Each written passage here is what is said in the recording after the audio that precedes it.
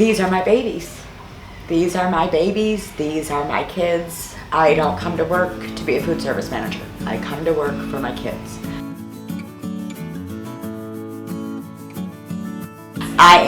They call me Miss Rhonda. Our kids here, a lot of them may not have meals when they go home.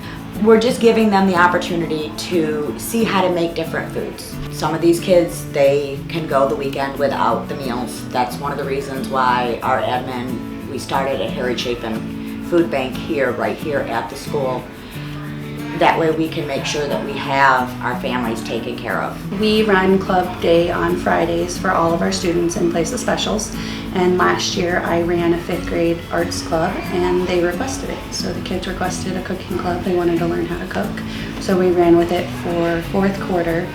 They did a lot of baking. It was kind of student-led because it was their club. They had created it. And then this year, working more and more with Rhonda at the end of last year, we were able to get in the kitchen a bit more. So working with her, there's a need at home. A lot of them, they don't have that support to be able to have someone cooking dinner with them. So if they can go home with some recipes or different items or different strategies to use the items that they have at home, then it's definitely beneficial for them, and we try to help them here and there.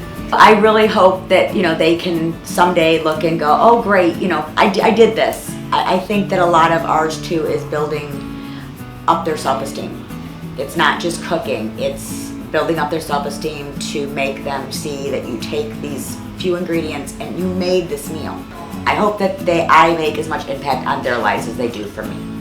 It's a thrill to watch them go from kindergarten to graduate.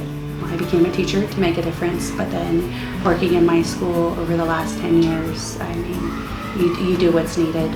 If whatever those kids need, you're here for them. Like when I do it here, I can go home and practice more and more until I make it. Thank you for letting me be in this club. It has been a dream come true.